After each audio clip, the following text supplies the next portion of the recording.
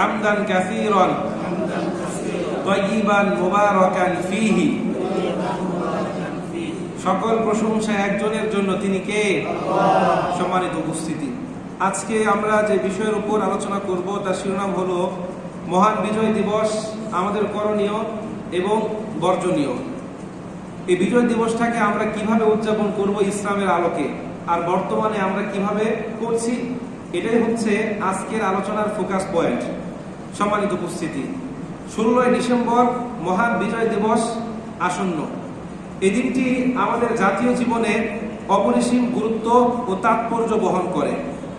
1971 সালের 16 ডিসেম্বরে দীর্ঘ 9 মাসের সশস্ত্র সংগ্রাম, অনেক রক্ত, লাখো শহীদের আত্মত্যাগ আর কোটি মানুষের অশ্রু বিসর্জনের মাধ্যমে বাঙালি জাতি এই বিজয় অর্জন করে।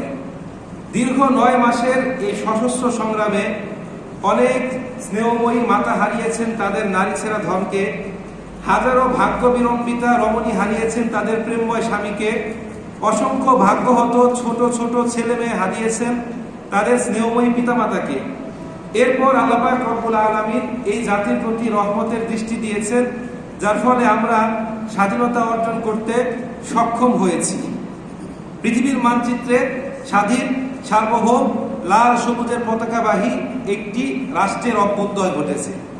এখন এই যে আমরা স্বাধীনতা অর্জন করেছি, বিজয় অর্জন করেছি, এই বিজয় দিবসটাকে কিভাবে উদযাপন করব, এরকম কোনো দিক নির্দেশনা ইসলামে আছে না? নাই, সব কিছু আছে। আল্লাহ পাক রব্বুল আলামিন সূরাতুল আনআমের 38 নম্বর আয়াতের মধ্যে বলেন, মা ফাররাতনা ফিল কিতাবি মিন শাই, আমি আমার এই কিতাবের মধ্যে কোনো কিছু বাকি রাখি নাই। অর্থাৎ সব কিছু উল্লেখ করেছি। আল্লাহ পাক ডাক দিয়ে বলছেন, বান্দা, তোমাদের জীবন সুন্দর করে পরিচালনার জন্য যা যা দরকার সব কিছু এই কোরআনের মধ্যে আছে। কিছু আছে প্রকাশ্য, যা সহজেই যে কেউ খুঁজে বের করতে পারে, কিছু আছে অপ্রকাশ্য, যা খুঁজে বের করার জন্য গবেষণা, ব্যাখ্যা, বিশ্লেষণ, এক্সপেরিমেন্টের দরকার হয়। মোট কথা, মানব জীবন পরিচালনার জন্য যা যা দরকার সবকিছু কোথায় আছে? আল কোরআনে আছে বা ইসলামে আছে। যদি না থাকতো তাহলে এই যে আমরা গর্বের সঙ্গে বুক ফুলিয়ে বলি, Islam is not only a religion but also a complete code of life. ইসলাম শুধুমাত্র একটা জীবন ব্যবস্থা নয়, একটা ধর্ম নয়, বরং পরিপূর্ণ জীবন ব্যবস্থা, এটা আমরা বলতে পারতাম না। এখন এই যে আমরা বলি ইসলাম শুধুমাত্র ধর্ম নয়, একটা জীবন ব্যবস্থা, এটা কি আমাদের বানানো কথা না আল্লাহর কথা? এখন আল্লাহর কথা বলতে হলে তো দলিল লাগবে, ঠিক কিনা? দলিল কি? সূরাতুল মাইদার 3 নম্বর আয়াত। আল্লাহ পাক বলেন, আল ইয়াউমা আকমালতু লাকুম দীনাকুম ওয়া আতমামতু আলাইকুম নিয়ামাতি ওয়া রাদিতু লাকুমুল ইসলাম দীনা।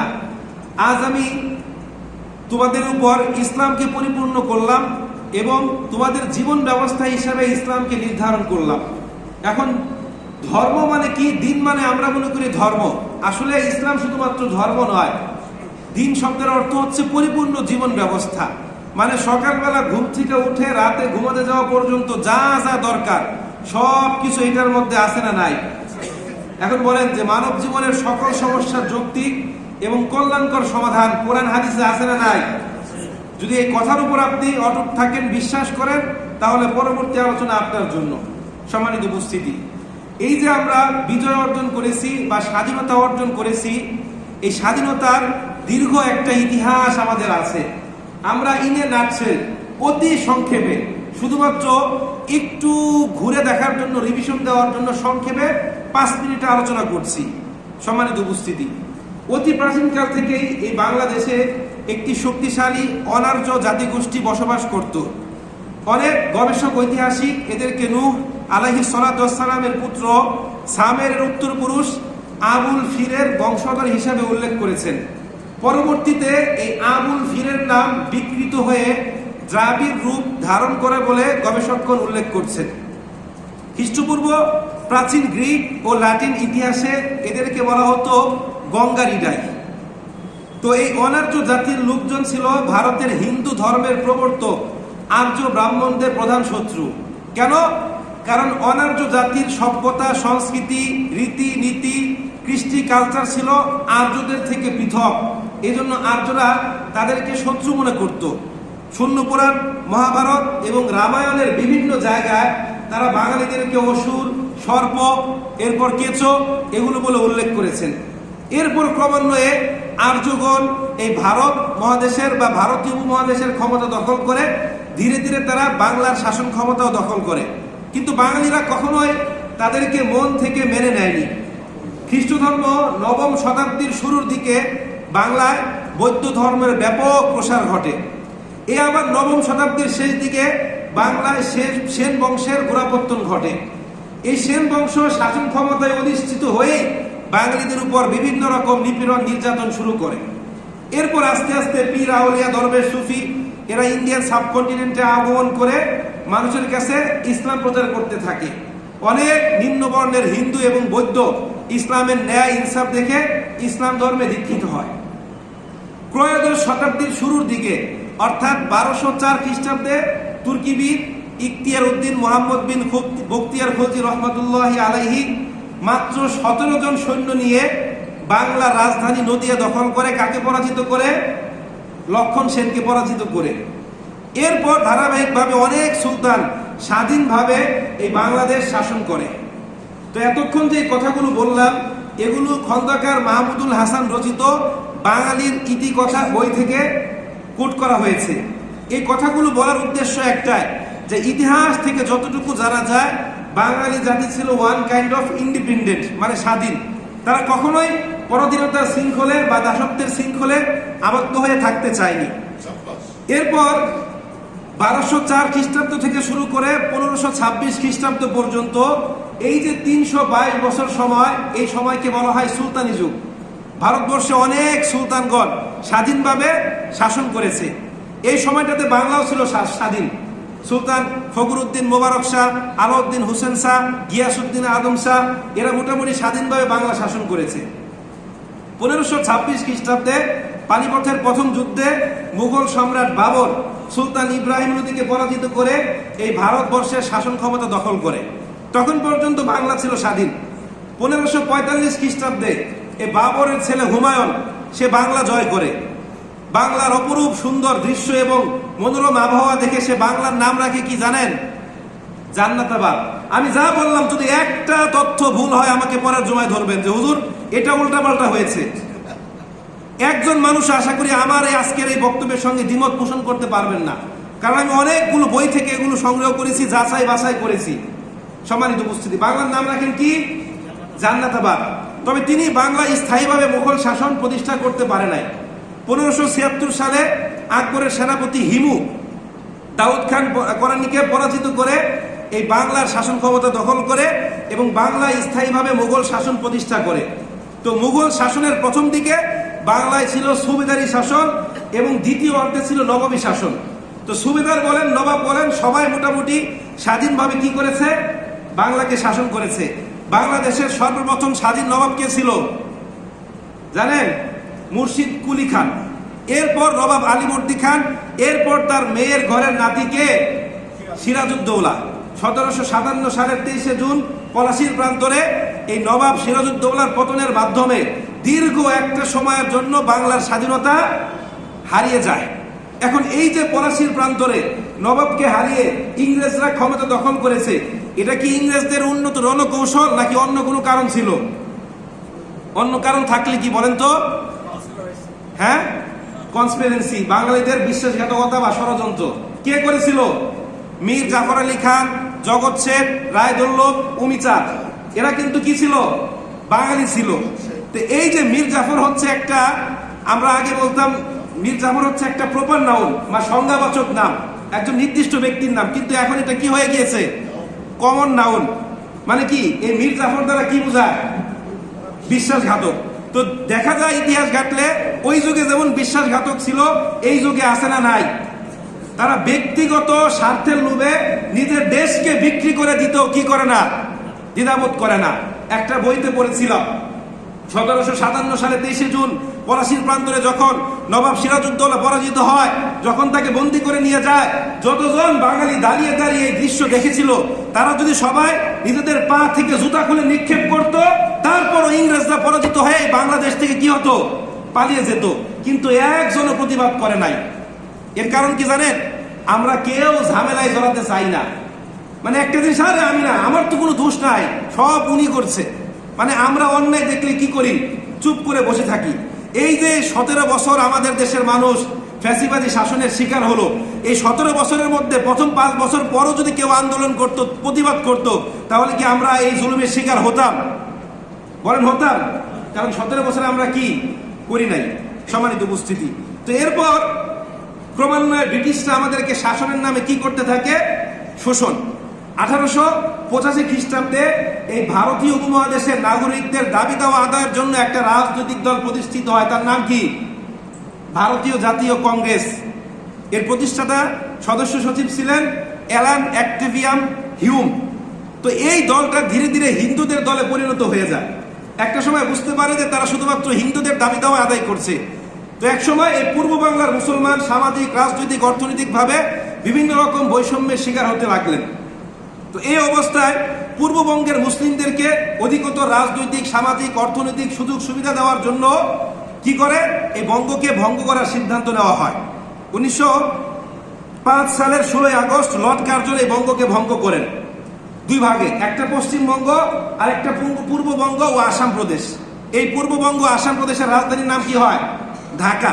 এই ঢাকাকে কেন্দ্র করে যখন পূর্ববঙ্গের স্বাধীন রাজনৈতিক ব্যবস্থা পরিচালিত হতে থাকে, তখন তীব্র ভারতীয় জাতীয়তাবাদী হিন্দু নেতৃবৃন্দের স্বার্থে কট্টর আঘাত লাগে। তারা এই বঙ্গভঙ্গের বিরুদ্ধে কি শুরু করলো? তীব্র আন্দোলন শুরু করলো। অবশেষে ব্রিটিশ সরকার বাধ্য হয়ে এই বঙ্গভঙ্গ রদ করলো। দেখেন, এখান থেকে একটা শিক্ষা, এই যে আমাদের পার্শ্ববর্তী দেশ ভারত, এরা কিন্তু কখনোই আমাদের ভালো চায়নি। অতীতেও চায়নি, এখনো চাচ্ছে না, ভবিষ্যতেও চাইবে না। দেখেন, বঙ্গভঙ্গ করা হলো, তোমাদের পশ্চিমবঙ্গ আছে, তোমাদের আলাদা রাজধানী আছে, তোমরা তোমাদের মতো চলো। আমাদের এই বঙ্গভঙ্গের বিরোধিতা তোমাদের কেন করা দরকার? মানে ওদের কথা হচ্ছে, আমরা তোমাদেরকে কখনোই কি করব না, উপরে উঠতে দিব না। এই বঙ্গভঙ্গ রদ করার পরই পূর্ব বাংলার মুসলিম জনতা রাজনৈতিক, অর্থনৈতিকভাবে সচেতন হয়ে ওঠে। একের পর এক আন্দোলন করার পর যখন স্বাধীনতা নামক সোনার হরিণ আমাদের হাতের নাগালে চলে আসে, ঠিক তখনই সাম্প্রদায়িকতা মাথাচড়া দিয়ে ওঠে। 1940 সালে পাঞ্জাবের রাজধানী লাহোরে মুসলিম লীগের এক অধিবেশনে কায়েদে আজম মোহাম্মদ আলী জিন্না তার বিখ্যাত 2 নেশন থিওরি উপস্থাপন করে। সবাই সুন্দর করে বোঝার চেষ্টা করবেন। সেখানে তিনি সবাইকে বোঝানোর চেষ্টা করেন যে ভারতবর্ষের সমস্যা আলাদা দুইটা জাতির মধ্যে, অর্থাৎ হিন্দু এবং মুসলিম আলাদা দুইটা জাতি। এদের ধর্ম, কর্ম, সংস্কৃতি, কৃষ্টি, কালচার, বিচার ব্যবস্থা, খাবার সব কিছু কি পৃথক। সুতরাং ভারতবর্ষকে ভাগ করতে হবে কিসের ভিত্তিতে? কিসের ভিত্তিতে? ধর্মের ভিত্তিতে। এরপর এই একই সম্মেলনে বাংলার বাকখ্যাত ছেড়ে বাংলা একে ফজলুল হক বিখ্যাত লাহোর প্রস্তাব উত্থাপন করেন। তিনি সেখানে মুসলিমদের জন্য পৃথক পৃথক স্বাধীন ভূমির দাবি করেন। অর্থাৎ স্বাধীন রাষ্ট্র হবে, কিন্তু মুসলিমদের জন্য আলাদা আলাদা কি লাগবে? স্বাধীন রাষ্ট্র লাগবে। অনেক গবেষক, ঐতিহাসিক বলছেন যে শেরে বাংলার লাহোর প্রস্তাবের মধ্যে স্বাধীন বাংলার বীজ কি ছিল? নিহিত ছিল। 1947 সালের 15 আগস্ট 25টা প্রদেশ নিয়ে ভারত নামক রাষ্ট্র স্বাধীনতা ঘোষণা করেন। এর ঠিক একদিন আগে 1947 সালের 14 আগস্ট 5টা প্রদেশ নিয়ে পাকিস্তান নামক রাষ্ট্র সৃষ্টি হয়। এই 5টা প্রদেশের মধ্যে 4টা প্রদেশ ভৌগোলিকভাবে সংযুক্ত থাকলেও পাকিস্তানের পঞ্চম প্রদেশ, অর্থাৎ আমাদের পূর্ব পাকিস্তান বা পূর্ব বাংলা ছিল পাকিস্তানের মূল ভূখণ্ড থেকে কত মাইল দূরে? 15,000 মাইল দূরে। 1947 সালে স্থলপথে কোনো প্রকার সংযোগ না থাকা সত্ত্বেও শুধুমাত্র ধর্মের ভিত্তিতে মুসলিম পরিচয়ের কারণে আমরা তাদের সঙ্গে মিলিত হয়েছিলাম। বাঙালি জাতি ভেবেছিল জনগণের মধ্যে কোনো প্রকার ভেদাভেদ থাকবে না, আইনের দৃষ্টিতে সবাই সমান অধিকার ভোগ করবে, সর্বোপরি ন্যায় ও ইনসাফের ভিত্তিতে একটি রাষ্ট্র পরিচালিত হবে, ঠিক কিনা? কিন্তু পাকিস্তানি শাসক সম্প্রদায় ক্ষমতায় অধিষ্ঠিত হয়ে শাসনের নামে তারা কি করে? আমাদেরকে শোষণ শুরু করে। পূর্ব বাংলার অধিকাংশ মানুষ বাংলাভাষী হওয়া সত্ত্বেও তারা উর্দুকে জোরপূর্বক আমাদের রাষ্ট্রভাষা হিসাবে ছাপিয়ে দেওয়ার অপচেষ্টা করে। এমনকি পূর্ব বাংলায় জনসংখ্যা বেশি হওয়া সত্ত্বেও তারা অর্থনৈতিকভাবে আমাদের সঙ্গে বিমাতাসুলভ আচরণ করে। সরকারি অফিস, আদালত, শিক্ষা প্রতিষ্ঠান, এমনকি সামরিক বাহিনীতেও পশ্চিম পাকিস্তানিদের একচেটিয়া কি ছিল? প্রাধান্য ছিল। 1970 সালের জাতীয় নির্বাচনে এই পূর্ব বাংলার দলগুলো সংখ্যাগরিষ্ঠতা অর্জন করার পরও তারা আমাদের কাছে কি করে নাই? ক্ষমতা হস্তান্তর করে নাই। বরং 71 সালের 25শে মার্চ কালরাত্রিতে তারা নিরস্ত্র বাঙালিদের উপর চালায় ইতিহাসের জঘন্যতম গণহত্যা। তার নাম দেয় কি তারা? Operation searchlight. অবশেষে দেশমাতাকে রক্ষা করার জন্য, বাংলাদেশকে স্বাধীন করার জন্য বাংলাদেশের কৃষক, শ্রমিক, রিক্সাওয়ালা, ঠেলাওয়ালা, ভ্যানওয়ালা, আপামর জনতা স্বাধীনতা সংগ্রামে ঝাঁপিয়ে পড়ে। দীর্ঘ 9 মাসের সশস্ত্র সংগ্রামের পর 1971 সালের 16 ডিসেম্বর বাঙালি জাতি কি করে? এই স্বাধীনতা অর্জন করে। 1947 সাল থেকে যে স্বাধীনতা সংগ্রাম আন্দোলন শুরু হয়, দীর্ঘ 24 বছর সংগ্রাম করার পর 1971 সালে বাঙালি জাতি এই স্বাধীনতা নামক নিয়ামত লাভ করে। এই যে আমরা স্বাধীন হলাম, আমরা বিজয় লাভ করলাম, এটা কার নিয়ামত? আল্লাহ পাক রব্বুল আলামিনের নিয়ামত। এখন এই নিয়ামতকে বৃদ্ধি করতে চাইলে, স্থায়ী করতে চাইলে আমাদের 2টা কাজ করতে হবে। 1 নম্বর হচ্ছে এটা যে আল্লাহ পাক রব্বুল আলামিনের নিয়ামত, সেটাকে মনে প্রাণে ফিল করা, স্বীকৃতি দেওয়া। 2 নাম্বারটা পরে বলছি। দেখেন, আমরা সবাই একটা প্রবাদ পড়েছি, স্বাধীনতা অর্জন করার চাইতে স্বাধীনতা রক্ষা করা কঠিন। স্বাধীন সবাই হতে পারে, কিন্তু এই স্বাধীনতা রক্ষা করাটা কি কঠিন কাজ। তো আমরা এই যে আল্লাহ পাক রব্বুল আলামিনের নিয়ামত, যদি এই নিয়ামতের যথাযথ কৃতজ্ঞতা আদায় না করি, তাহলে আল্লাহ পাক আমাদের থেকে নিয়ামত কেড়ে নিবে। দলিল কি? দলিল হচ্ছে কোরআন। কোরআন সাক্ষ্য দেয়, বছরের পর বছর ধরে যখন বনি ইসরাইলি সম্প্রদায় ফেরাউনের দ্বারা নিপীড়িত, নির্যাতিত আর অত্যাচারিত হচ্ছিল, আল্লাহ পাক বিনা যুদ্ধে, বিনা রক্তপাতে তাদেরকে ফেরাউনের হাত থেকে মুক্ত করলেন। তাদেরকে রাষ্ট্র ক্ষমতা দিলেন, লোহিত সাগরে ফেরাউনকে চুবিয়ে ধ্বংস করলেন। কিন্তু যখনই তারা আল্লাহ পাক রব্বুল আলামিনের এই নিয়ামতের যথাযথ কৃতজ্ঞতা আদায় করতে ভুলে গেল, আল্লাহ পাক রব্বুল আলামিন আবার তাদেরকে কি করলেন? পরাধীন করে দিলেন। বলেছিলাম না এই ঘটনা? মনে আছে কারো? সম্মানিত উপস্থিতি, তো এই যে আল্লাহ পাক রব্বুল আলামিন বলছেন, আল্লাহ পাক রব্বুল আলামিনের নিয়ামতকে বৃদ্ধি করতে চাইলে কি করতে হবে? নিয়ামতের যথাযথ কৃতজ্ঞতা আদায় করতে হবে। দলিল কি? সূরা ইব্রাহিমের 7 নম্বর আয়াত আল্লাহ পাক রব্বুল আলামিন বলেন, ওয়াইজ তাযানা রাব্বুকুম লাইন শাকারতুম লাযিদান্নাকুম ওয়া লাইন কাফারতুম ইন্না আযাবি লাশাদীদ। আর স্মরণ করে সেই সময়কে যখন তোমাদের রব ঘোষণা দিয়েছিল, লাইন শাকারতুম লাযিদান্নাকুম, যদি তোমরা আমি আল্লাহ পাক রব্বুল আলামিনের নিয়ামতের যথাযথ কৃতজ্ঞতা আদায় করো, অবশ্যই আমি আল্লাহ তাআলা বৃদ্ধি করে দিব। ওয়া লাইন কাফারতুম ইন্না আযাবি লাশাদীদ, আর যদি অস্বীকার করো তাহলে জেনে রেখো আমি আল্লাহর আযাব কি অত্যন্ত কঠিন। তো এই যে নিয়ামতের কৃতজ্ঞতা আমরা কিভাবে আদায় করব? 1 নম্বর হচ্ছে এটা যে আল্লাহর নিয়ামত, সেটাকে স্বীকৃতি দেওয়া, মনে প্রাণে ফিল করা। কিন্তু মানবীয় প্রকৃতির একটা দুর্বল বৈশিষ্ট্য হচ্ছে, আমরা আল্লাহর নিয়ামত পাওয়ার পর এটা যে আল্লাহর নিয়ামত সেটা আমরা ভুলে যাই। কোনো কিছু অর্জন করার পর এটা যে আল্লাহ পাক দিয়েছেন আমরা ভুলে যাই। আমরা তখন বলতে শুরু করি আমাদের উমুক নেতার আহ্বানে, তুমুক কাজের যোগ্যতার কারণে, তুমুক পরিশ্রমের কারণে আমরা এটা অর্জন করেছি। তার সবচেয়ে বড় প্রমাণ কি? 24শে জুলাই বিপ্লব। দেখেন, জুলাই বিপ্লবে এই দেশের কৃষক, শ্রমিক, রিক্সাওয়ালা থেকে শুরু করে সবাই মোটামুটি কি রাস্তায় নেমেছিল। কিন্তু জুলাই বিপ্লবের পর আমরা দেখলাম এই জুলাইয়ের মালিকানা নিয়ে, এই জুলাইয়ের ইজারা নিয়ে বিভিন্ন নেতা বিভিন্ন মন্তব্য করতে লাগলো। একদল বললো আমাদের নেতা অমুক জায়গা থেকে ঘোষণা দিয়েছে, আরেক দল বললো আমরা মাঠে থেকে যুদ্ধ করেছি, আবার যারা পরাজিত হয়েছে এরা বলছেন আরেকটা দলের কথা। এখন এই যে মানুষ আল্লাহ পাক রব্বুল আলামিনের নিয়ামতকে অস্বীকার করে, এটার দলিল কি? সূরা জুমারের 49 নম্বর আয়াত আল্লাহ পাক বলেন, ফাইদা মাসাল ইনসানা দুরুন দানা সুম্মা ইযা খাওয়ালনাহু নিয়ামাতাম মিন্না ক্বালা ইন্নামা উতিতুহু আলা ইলম বাল হিয়া ফিতনাতু ওয়ালাকিন্না আকসারহুম লা ইয়ালামুন। মিলিয়ে নেবেন। আল্লাহ পাক বলছেন, ফাইদা মাসাল ইনসানা দুরুন দানা, মানুষ যখন বিপদে পড়ে তখন আমি আল্লাহ পাক রব্বুল আলামিনকে ডাকে। সুম্মা ইযা খাওয়ালনাহু নিয়ামাতাম মিন্না, যখনই আমি আল্লাহ পাক নিয়ামত দিয়ে তাদেরকে বিপদ থেকে উদ্ধার করি, ক্বালা ইন্নামা উতিতুহু আলা ইলমিন, তখন মানুষ বলতে শুরু করে নিজেদের জ্ঞানের দ্বারা, যোগ্যতার দ্বারা, অমুক নেতার নেতৃত্বে আমরা এটা অর্জন করেছি। আল্লাহ পাক বলছেন, বাল হিয়া ফিতনা, এটা হচ্ছে তাদের জন্য একটা পরীক্ষা। ওয়ালাকিন্না আকসারহুম লা ইয়ালামুন, অধিকাংশ মানুষই সেটা বুঝে না। এখন বলেন, আমাদের জীবনে সকল নিয়ামত, স্বাধীনতা, বিজয় যিনি দিয়েছেন তিনি কে? আল্লাহ পাক রব্বুল আলামিন। আল্লাহ বলছেন, ওমা বিকুম মিন নিয়ামাতিন ফামিনাল্লাহ, তোমাদের মধ্যে যা নিয়ামত আছে সবকিছু আমি আল্লাহর পক্ষ থেকে। তবে হ্যাঁ, এখানে আমাদের চেষ্টাও আছে। কোনো ব্যক্তি যদি কোনো কিছু অর্জন করতে চায়, তাকে 2টা জিনিস পেতে হবে। 1 নম্বর হচ্ছে নিজের চেষ্টা, পরিশ্রম, পরিকল্পনা। 2 নম্বর হচ্ছে আল্লাহ পাক রব্বুল আলামিনের রহমত, আল্লাহর সদিচ্ছা। আমাদের সবাইকে মনে প্রাণে বিশ্বাস করতে হবে, আমাদের সকল চেষ্টা, সকল পরিকল্পনা সবকিছু ব্যর্থ হবে যদি আল্লাহ পাক রব্বুল আলামিনের রহমত না থাকে। আবার আল্লাহ পাক রব্বুল আলামিন বলছে ততক্ষণ পর্যন্ত আমি আল্লাহ পাক তোমাদের উপর রহমত করব না যতক্ষণ পর্যন্ত না তোমরা নিজেরা চেষ্টা করো। দলিল কি? সূরাতুর রদের 11 নম্বর আয়াত। আল্লাহ পাক বলেন ইন্নাল্লাহা লা ইউগাইয়িরু মা বিকওমিন হাত্তা ইউগাইয়িরু মা বিআনফুসিহিম। যে জাতি নিজের ভাগ্য পরিবর্তনের জন্য কাজ করে না, আল্লাহ পাকও তার ভাগ্য পরিবর্তন করে না। বুঝতে পেরেছেন? এর মানে চেষ্টাও লাগবে, আল্লাহর দয়াও লাগবে। দেখেন, যদি মাত্র আপনি অনেক চেষ্টা করলেন, আল্লাহর দয়া নাই, আপনি জীবনেও সফল হতে পারবেন না। ছোট্ট একটা উদাহরণ দিই। একটা ক্লাসের দুজন স্টুডেন্টের কথা বললাম, একজন ফার্স্ট বেঞ্চার আর একজন ব্যাক বেঞ্চার। এখন যে ফার্স্ট বেঞ্চার সে সব সময় ভালো পড়াশোনা করে, ক্লাস টেস্ট এবং স্কুলের প্রতিষ্ঠানের প্রত্যেকটা পরীক্ষায় সে বড় বড় 100% নাম্বার পায়। কিন্তু তার যে বোর্ড পরীক্ষা, এই বোর্ড পরীক্ষায় সে অত্যন্ত চমৎকার পরীক্ষাও দিয়েছে, কিন্তু তার যে বৃত্ত ভরাট করার সময় একটা বৃত্ত সে ভুল করে এসেছে, তার রেজাল্ট আসবে? আসবে? সে তো নিজের সর্বোচ্চ চেষ্টা করে, অথবা পরীক্ষার আগে তার হাত ভেঙে গিয়েছে, সে পরীক্ষায় দিতে পারলো না। তাহলে আল্লাহ পাকের ইচ্ছা নাই বলে সে অনেক চেষ্টা করার পরও পরীক্ষায় অংশগ্রহণ করতে পারে না, ঠিক কিনা?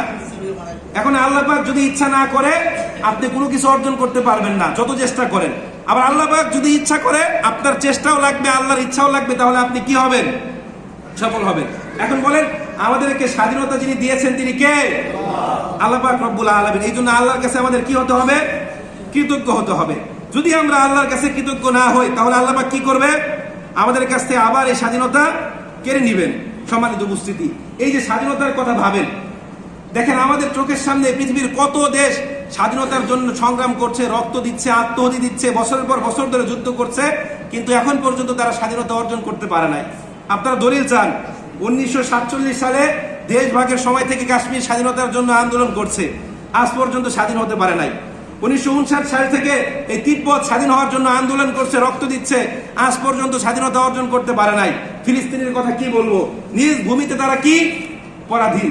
কিন্তু আমাদের দিকে তাকিয়ে দেখুন, মাত্র 9 মাসের সশস্ত্র সংগ্রামে আল্লাহ পাক রব্বুল আলামিন আমাদেরকে কি দিয়েছেন? স্বাধীনতা দিয়েছেন। এখন এই যে আমরা স্বাধীন হয়েছি, বিজয় অর্জন করেছি, এই বিজয় দিবসটাকে আমরা কিভাবে উদযাপন করব বলেন? যারা মোটামুটি 14 থেকে 22 বছর বয়সী, তারা বলেন কিভাবে উদযাপন করব? 16 ডিসেম্বরকে কেন্দ্র করে সবাই চাঁদা তুলবো, বক্স আনবো, খিচুড়ি পাকাবো, এরপরে কি বলে আপনারা বম এগুলো ফুটাবো, রাতের বেলায় গান বাজাবো, এভাবেই তো, ঠিক কিনা? কিন্তু আমরা তো দেখে আসছি যুগের পর যুগ ধরে এভাবেই আমাদের বিজয় দিবস উদযাপন করা হচ্ছে, কি বলেন? এখন আল্লাহ পাক কি বলছেন? আল্লাহ পাক সূরাতুন নাসরের মধ্যে বলছেন, ইযা জাআ নাসরুল্লাহি ওয়াল ফাত ওয়া রাআইতান নাসা ইয়াদখুলুনা ফি দীনিল্লাহি আফওয়াজা। সূরাটা আপনারা সবাই পারেন, আমি আর বললাম না। আল্লাহ পাক এখানে বলছেন ফাসাব্বিহ বিহামদি রাব্বিকা ওয়াস্তাগফির। বিজয়ের পরে আল্লাহ পাক রব্বুল আলামিনের তাসবিহ পাঠ করো, তার নিকট কি করো? ক্ষমা প্রার্থনা করো। ইন্নাহু কানা তাওয়াবা, নিশ্চয়ই তিনি তওবা কবুলকারী। তার মানে আল্লাহ পাক বলছেন বিজয়ের পরে আল্লাহর কৃতজ্ঞতা আদায় করতে, ইবাদত করতে। আবার অনেক গবেষক এই সূরাটার ব্যাখ্যা করেছে এইভাবে যে যখন আল্লাহর পক্ষ থেকে সাহায্য আসবে তখনই কেবল তোমরা বিজয় অর্জন করবে। এর মানে আল্লাহর পক্ষ থেকে সাহায্য ছাড়া বিজয় অর্জন কি সম্ভব নয়।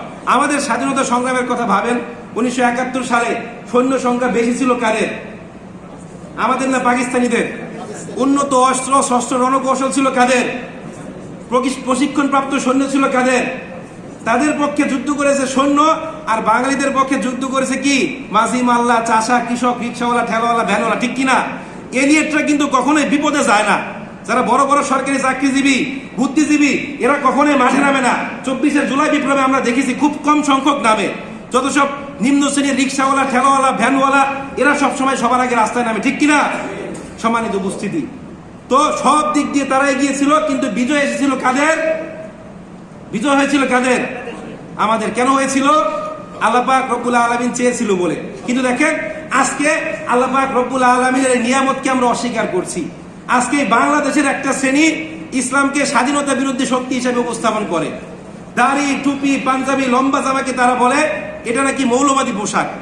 আল্লাহু আকবার, নারায়ে তাকবীরকে তারা বলে এটা নাকি জঙ্গিবাদী স্লোগান। তারা বলে যে ইসলাম প্রতিষ্ঠার জন্য এই দেশ নাকি স্বাধীন করা হয় নাই। অথচ 1947 সালের দ্বিজাতি তত্ত্ব কি বলছে? এই দেশকে ভাগ করা হয়েছিল কিসের ভিত্তিতে? আপনারা জানেন না এই দেশকে ভাগ করা হয়েছিল কিসের ভিত্তিতে? যদি বাঙালি জাতীয়তাবাদের ভিত্তিতে বা বাঙালি পরিচয়ের ভিত্তিতে এই দেশ ভাগ করা হতো, আমরা কাদের সঙ্গে মিলিত হতাম? পশ্চিমবঙ্গের সঙ্গে। কারণ পশ্চিমবঙ্গ, পূর্ববঙ্গ, আসাম এরা সবাই বাংলা ভাষায় কথা বলে, কিন্তু আমরা বাংলা ভাষায় কথা বলি। ভারতের সঙ্গে আমাদের রাষ্ট্রীয় সীমানা, কিন্তু এরপর পাকিস্তানের সঙ্গে মিলিত হওয়ার কারণ কি? মুসলিম পরিচয়ের ভিত্তিতে, ঠিক কিনা? তার মানে এই দেশ ভাগ করা হয়েছিল কিসের ভিত্তিতে?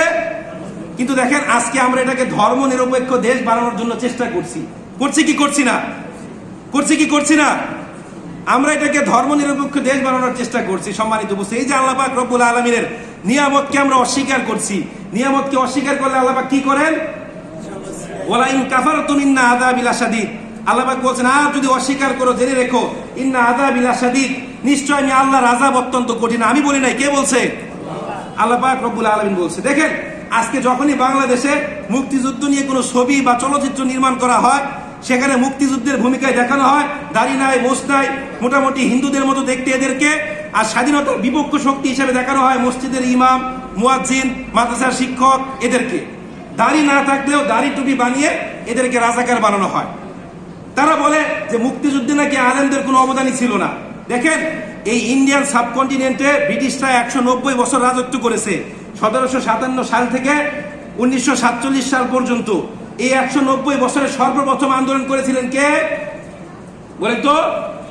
মীর নিসার আলী। তার একটা উপাধি আছে, কি বলেন তো? শহীদ তিতুমির। বাঁশের কেল্লা তৈরি করেছিল, তিনি ছিলেন একজন ইসলামিস্ট। এরপরে যিনি আন্দোলন করেছেন হাজী শরীয়তুল্লাহ ফরায়েজি আন্দোলন।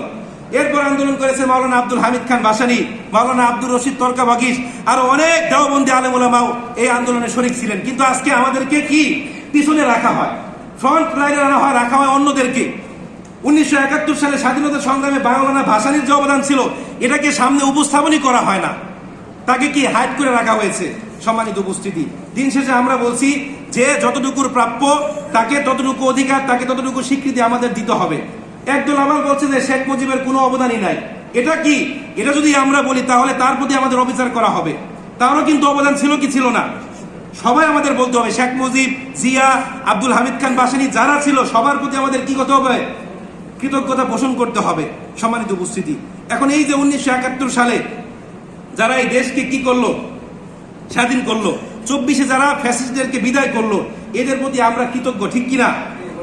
এদের প্রতি আমাদের কৃতজ্ঞতা থাকতেই হবে।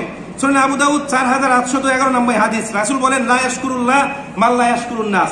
যে ব্যক্তি মানুষের কৃতজ্ঞতা জ্ঞাপন করে না, ওই ব্যক্তি আল্লাহর কৃতজ্ঞতাও জ্ঞাপন করতে পারে না। আরাবুল মুফরাদ 216 নম্বর হাদিস, রাসূল বলেন, মান আতা ইলাইকুম মারুফান ফাকাফিউহু ফাইল্লাম তাজিদু ফাদউ লাহু হাত্তা ইয়ালামা আন কদ কাফাইতুমু। রাসূল বলছেন, কেউ যদি তোমাদের কোনো উপকার করে তুমি তারও উপকার করার চেষ্টা করো, যদি না পারো তুমি তার জন্য দোয়া করো, যাতে তুমি তাদেরকে বোঝাতে পারো তুমি তার উপকার করার চেষ্টা করছো। এখন একজন হিন্দু কাফের মুশরিক যদি রাসূলের উপকার করতো, রাসূল চেষ্টা করতেন তাকে কি দেওয়ার? প্রতিদান দেওয়ার চেষ্টা করতেন। আর আমাদের যারা মুক্তিযোদ্ধা তারা তো আমাদের মাথার তাজ। এখন তাদেরকে আমরা প্রতিদান কিভাবে দিচ্ছি বলেন তো? 16 ডিসেম্বরে গান বাজিয়ে, ঠিক কিনা? এই গান বাজানোর জন্য তারা দেশ স্বাধীন করেছিল।